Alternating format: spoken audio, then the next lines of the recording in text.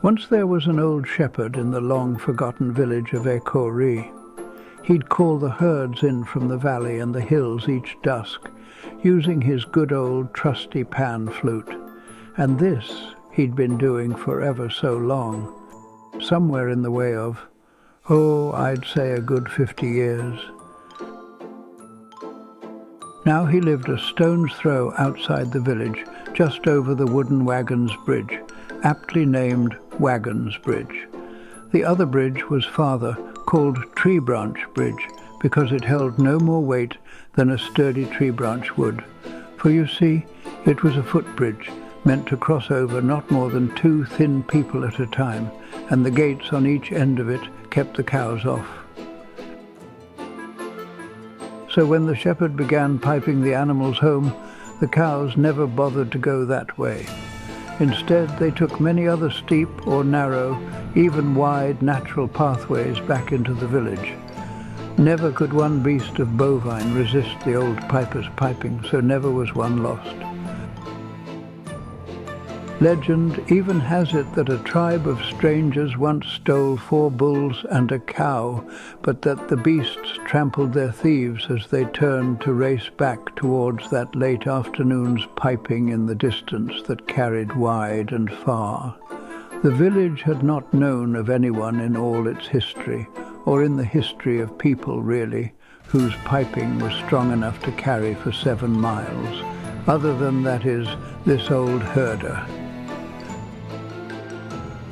Because of his heavenly old gift of piping a melody that drifted 7 miles out and 7 miles up, the people called the piper 7 High, or 7 Up, and often 7 Pipes, because the pipes of his instrument were numerous.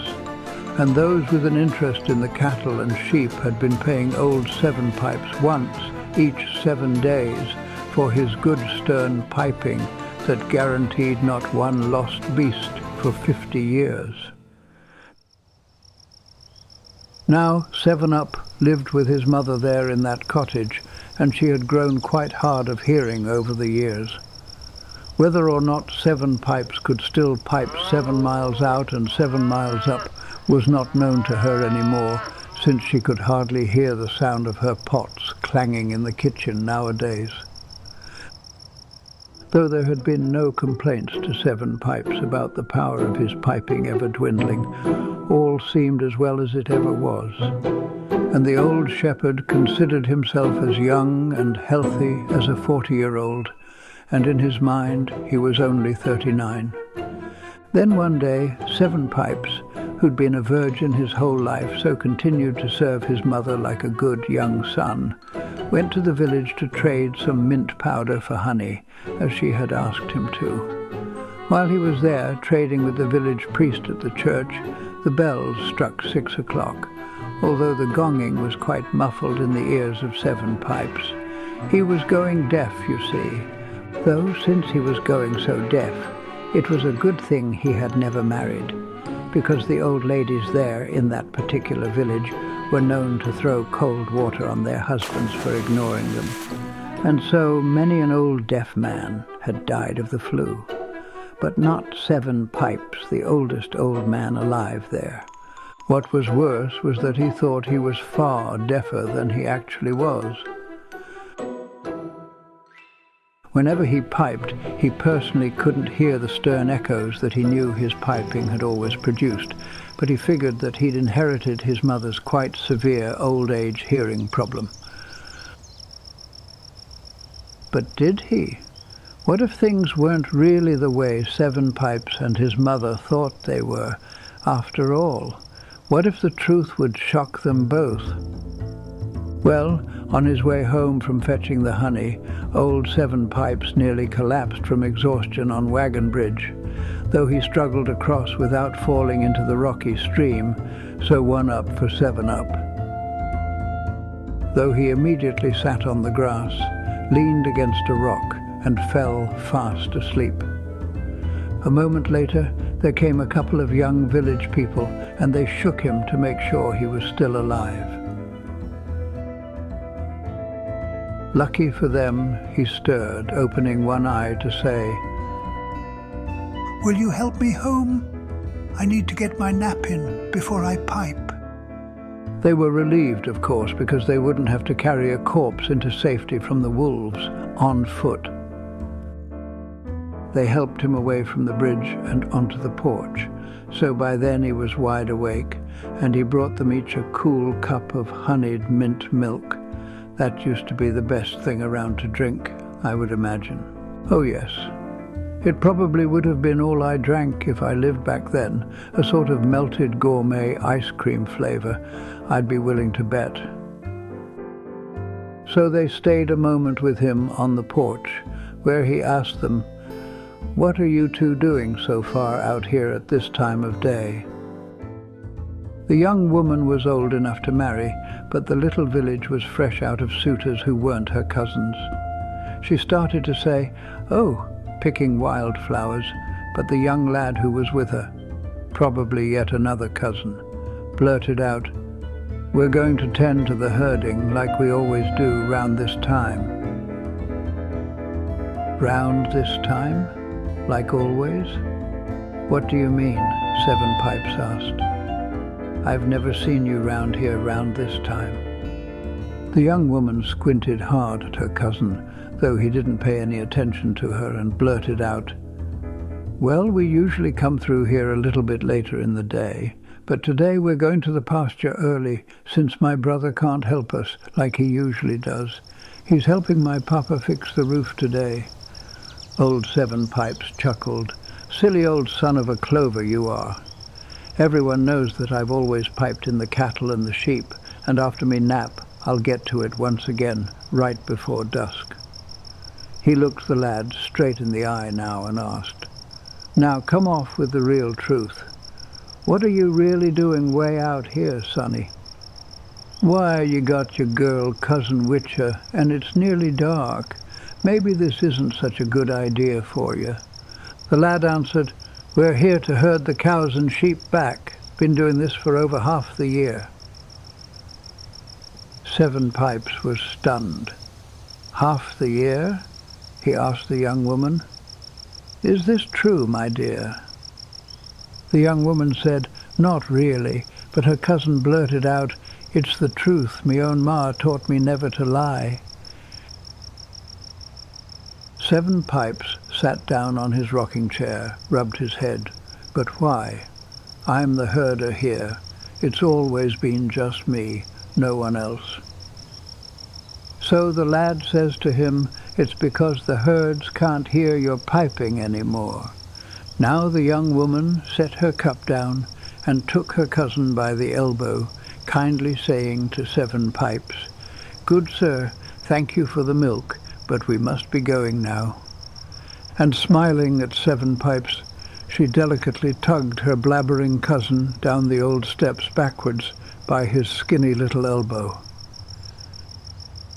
And off they went, leaving old Seven Pipes bewildered. He said to himself, "Half the year it's been this way. I just can't wrap me head around it." After the scrawny young lad had followed his cousin toward the pastures, and they were far from the cottage, she scolded him. "Why would you tell him this? He wasn't supposed to know that we've had to take over his duty. Poor old man. They say he loves piping in the herds. What made you tell him? I should tell your brother about this. You should have let me do the talking. I think you just like to talk. Is that it?" "Well," she grumbled on at him all the way out to the pasture's farthest stream, where he was forced to either cross the cold water or stand there and take it. By some accounts, what he did was climb a tree to get away from her a while, and she, some say, threw stones up at him, but he was as skilled at catching them as he was at catching flies. So in the meantime, old Seven Pipes went into the kitchen to see his mother. She was stirring the pot when, Seven said sadly, "A son and a daughter of the village were just here, Mummy." "Here? "Why, I didn't hear anybody here," she answered, for unlike Seven Pipes, who thought he was deafer than he was, his old mum thought she was less deaf than she really was, so thought she should have heard any guests on the porch. She grumbled, "Were these two youngsters mute? Whole world's gone mute round here, it seems, especially them new generation young'ins." "Well," Seven Pipes softly passed on the bad news, and afterward she said nothing, because she'd heard nothing.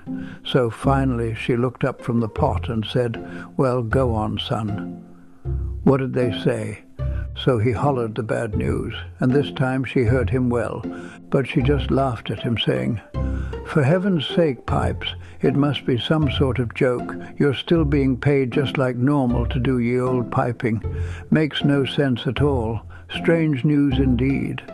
Then Old Pipes said, "And it's all because the old herds can't hear me piping any more all this time. Can you believe it, mums?" Well, this was one too many details for it to be a prank, so his mother went on baffled now. She hollered clearly, "Well, what's the matter with the herds then? Something stark backward about them cows, you know? Maybe they got a clog of old flies in their ears." As she hollered on, her old son figured that if the kids had been herding the herds all this time, then he hadn't really earned his pay. And he was right, because the villagers had quietly paid him out of sheer kindness. Poor old Seven Pipes never did get his nap in, tossing and turning out on his rocking chair, thinking about the situation. Finally, after his mum finished an ounce of grape wine and went straight to sleep, he decided he wasn't having any of the villagers' unfair kindness, so, well, he pressed a pouch of coins into his pocket, and he went by the light of the full moon, taking the easiest path, flatter though longer, which meandered in and out of the shadows along the edge of the forest. He was bent on returning his pay. His walk was pleasant, of course, nice and quiet, but having missed his nap, he began to tire, so he stopped to sit, leaning back on a very old elder tree, and that's no pun, it's rightfully called that. So just then he heard a gentle voice calling from within the tree. Well, some would say it was gentle, but others consider it the annoying voice of a needy grandchild crying for some more of that new chocolate popcorn they've come out with. This very sort of voice uttered, "Can you hear me?" Well, who wouldn't hear a voice like that? Of course he heard it. So he stood up and rapped on the bark. "Is someone in there?" he asked. "Yes, please. I am a tree spirit, and I've been locked in this tree all summer." "Oh, do search for the key. It's sprouted among the bark. Break it off, then find the keyhole and let me out, dear sir." He did as she asked, and upon turning the key, a little arched segment of the trunk opened up, a sort of cabinet door that was there all along, though blended in enough to be invisible to anyone who was on an ordinary brisk walk, such as the clear-eyed and quick, or the strong and youthful. Who knows why, really? Perhaps the tree spirits in those days didn't trust the mute young ones, so made their hidden doors visible only to the old and grey, slow-walking and trustworthy, yes, those too old to care about pillaging and capturing.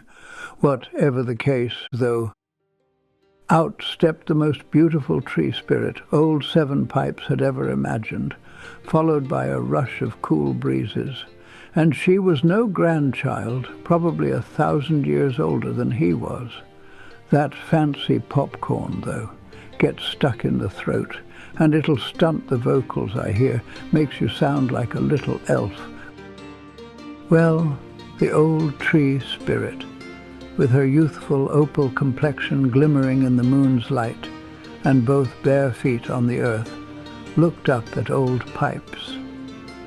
"Dear old man," she said, "you have set me free, and now I can enjoy whatever is left of the summer, and I'm so grateful, for I won't have to return to my cozy, warm tree until winter." She looked around. "Oh, I almost forgot how beautiful the world is. so lovely and green, and the moon is full and bright. I feel so welcomed once again here. I just can't wait to drift about through this magnificent forest, to see the birds and butterflies, the flowers and vines, and feel the summer rain in my hair. Oh, I thought I might never feel this joy again. As she rejoiced, arms open wide, she hugged Old Pipes, laughed, and kissed him smack on the forehead. She asked, "Tell me how I may repay you, kind sir." He could think of only one thing, so he took the pouch from his pocket. He said, "I'm simply exhausted. Could you please return this money to the head villager?" "Return it?" she asked, blinking in deep concern. It was as though she thought she was chatting with a crazy fellow, wanting to return money like that. He didn't know how to explain it at first. Then he answered, saying, "Yes, return it. You see, I'm not really bonkers. I've piped in the herds for many years. But today I learned the herds don't hear my piping anymore." So she says to him, "Well, why ever not, kind sir?" "Ah, well, I'm older than I've ever been," he said. "Well, so am I," she smiled. But he wasn't smiling when he said, "But wait, there's more. I've piped in the herds for many, many decades, and now I'm afraid my breath has gone too weak for the cattle to hear me old piping. I'm afraid that even the echoes can't hear the call of the old panpipes. And worse yet, oh, for the past half year, 2 sons and a daughter from the village have been herding in the animals every evening, behind me back. I've been piping like an old fool, receiving money I didn't even earn, too deaf, I suppose, to hear the whispers of this secret all round here. The money in me trusty old coin pouch here is my most recent payment, though I can't imagine, now that I know the truth, accepting money from the villagers ever again, surely not for a job I didn't do." He handed her the pouch, and the tree spirit agreed to return it for him. But after they parted ways, she turned back instead and followed him home from a quiet distance, then watched as he sat on the porch. He was so exhausted that he conked out where he sat. So the tree spirit went up the steps and slipped the bag of coins back into his pocket and whispered, Surely you good old man, you can use this money, so you keep it." Well, that was rather nice of her, I think. Would I have done the same? I doubt it. I might have just run off to the tavern of the next village with the loot, got me a few good pints. But not her. She had other things to do. So she wandered off unseen into the lovely forest, which was dappled under the full moon's light. When Old Pipes woke in the morning, he felt more energized than usual. He did some yard work until the shade of afternoon, then went to his closet, took his panpipes off the shelf, and headed out to play his usual songs. His mother, knitting, asked as he neared the front door, "Are you going out to pipe?" "Yes," he said. "Why would you bother now?" "I enjoy piping," he shrugged. "I suppose I'm just used to it, so why not?" He had grown comfortable with his old routine, so he sat on the rock near the cottage, overlooking the valley and the high hills, the forest, and the softening light of day, and he began to play. His ears perked up. For the first time in a while, his beautiful melody sounded crisp, loud, and fluttered back to him on an echo. "Well, that's surprising," he said, rubbing his chin. "I wonder if the pipes were just clogged for so long that I'd forgotten what my music was supposed to sound like." He took a deep breath and played again, forming the loveliest piece of melody which echoed back in full strength.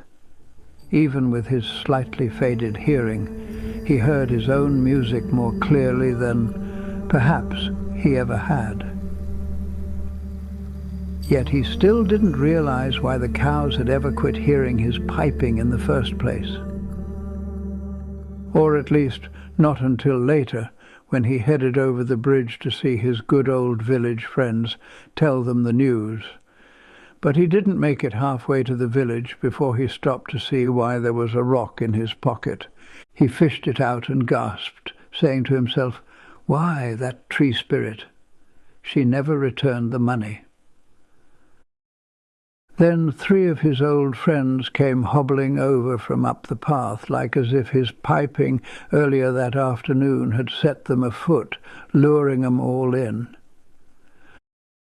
Well, really, in a way it had, because the first thing they said to him was, "We had to come and see you right away, Pipes. Why, we haven't heard your piping carrying on the wind in so long we forgot we were supposed to hear the good old tunes echoing through the streets up yonder." It was the old gal among them who did most of the talking, so she says, "Well, that is till a little while ago when we heard your piping for the first time in ages. Would you believe we don't even hear the church bells all that well no more, no, not with that new priest. That one's lacking the brawn just to pull a plain old bell rope. But your pipe-in came straight through today. Oh yes, it did. Like some sort of good medicine. It's kind of like as if we all got our ears back or something, ain't it?" So he says, "You too? Even me old ma says her ears must have gotten better somehow. I just about figured that it was me old pipes that had been clogged. But if they were, then how'd they come unclogged, all on their own? I think all our ears got healed somehow, right overnight." Well, as far as how his pipes had become unclogged all on their own, and if they'd been clogged in the first place, no one was sure how to answer that at first, but they did figure out that they'd all been bell-deaf because of that new Mead-Bruin priest who couldn't pull a bell rope any better than a rooster could, though I'd certainly imagine that any rooster at least had the advantage. 7 Pipes explained how he found out that he'd been getting paid despite the 3 herder cousins doing his job for him.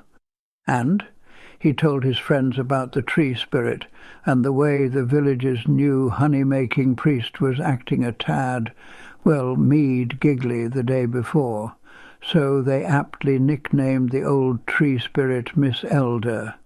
Then they aptly nicknamed the young priest the old gonger. Well, now that the 4 friends were all caught up about the latest happenings, the tall one said, "I'd say that this here is tree spirit magic. Yes, that's what this is." The fat one said, "Oh, yeah, it was a tree spirit that healed all our ears somehow, but why, and why now?" But the short one said, "Now wait a minute, Pipes. You say Miss Elder kissed you on the forehead." "Yes, she was so beautiful, but—" He looked down, blushing, much too old and learned for any mummy's boy like me. "Well," the short one said, "I can tell you just what happened. None of our ears was clogged up, not at all, and neither was your pipes. It was your breath that had the clog in it." "Me own breath? Why, what makes ye say that?" he asked. "Well, the last time we chatted with you, you sounded like a whispering cow moo. We couldn't hardly hear you. But now you've not only played your pipes louder than ever, but you're even talking louder than you have in a long time." The others stood by nodding. "So," the short one went on, "what happened is clear. According to the old legend, whenever a tree spirit gives you a kiss, she gives you back the last thing you lost, and in your case must have been your good, strong breath power." Well, he smiled at the sky. So glad to hear it. And now I know I'm not as deaf as I thought I was. None of us are, she said. We all been restored just because you set free that sweet little tree spirit. And now the tall one said, you never even would have found a good old 7 pipes had you not taken that path last night. Pipes gazed at the sky, softly amazed, and said, oh yes, and good thing I set out to do a good thing. If not, I'd have never walked that good path that restored me breath, and truly, he smiled, me old soul too. And so the 4 of them walked through the village then and there, and spoke with the head villager, explaining everything. Well, everything except the tree spirit, since the head villager would have surely laughed. The head villager said, oh, I certainly thought I heard piping this afternoon. Well, I just knew I did, and I've been asking everyone if they knew where it was coming from. He grinned, patting old 7 pipes on the back, saying, well, then you won't be needing the extra help anymore, which is good because the village is ready to build an inn, and we'll need the young and the strong to do it. He whispered, with a nice new inn, drawing people into our village, well, the available young lads and the maidens around here can finally meet folks who aren't their cousins. Then the priests can quit sitting around, knitting the ugliest socks, and just get back to marrying people. So starting the next day, old 7 Pipes was back to the life he loved, piping in the cattle and walking to the village without getting so darn tired. His mum was glad she could once again hear his melodies from the kitchen, and the porch too, of course. And lastly, the villagers started secretly paying 7 pipes this time, oh yes, to pipe out over the faint church bells 3 times a day, and twice on Sunday, for you see, they were all tired of walking in late for church, and that priest was so hard of hearing that even Pipe's mother said, that skinny old gonger, he'll never know the difference, Pipes. Let him keep pulling the old gongedy ropes. No need to tell him that it's really your fine old pan pipes that's bringing in the sheep. Then she chuckled at her own little pun there, said to Pipes, now come out to the porch and pipe us a good old tune, me good old boy. And Miss Elder the tree spirit enjoyed his tunes too, which she heard from deep within the forest. And she never forgot the trusty old name of 7 Pipes, which she whispered when she gathered in the treetops with her sisters to watch him pipe from just across the way. You'd think they'd have heard his piping all those years before, though maybe no one, no, not even of tree spirit kind, is above thinking they're deafer than they really are. Or maybe it was that loud brook that babbled through the forest. Either way, now that their ears locked onto the sounds of his pan flute, they couldn't stop noticing his piping.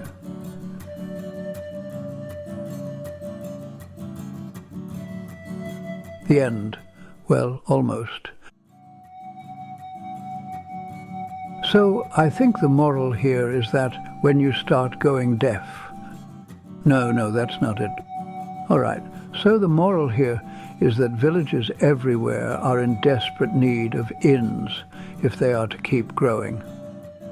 No, sorry, I've spent a long night up preparing for this story, so where did I write that moral down? Here it is, under the front wheel of my bicycle. 1 second here, I've got to roll it back. I keep my bicycle in the house so the birds don't mark it up. So I've learned that it makes the best paperweight around, well, as long as you keep the tires clean, or else tuck the papers inside a nice debris-proof folder. Here is the moral to your story. Let's see. You can't always explain why you feel so drawn towards doing the right thing, even when others may think you're bonkers for doing it. But sometimes when people quietly sneak off and do what their good conscience is pulling them to do, they run into the very help they didn't even know they needed.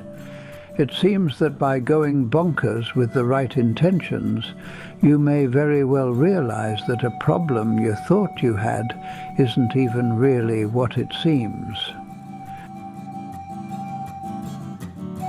Thank goodness that's over. I've been watching this bowl of mint ice cream melt the whole time.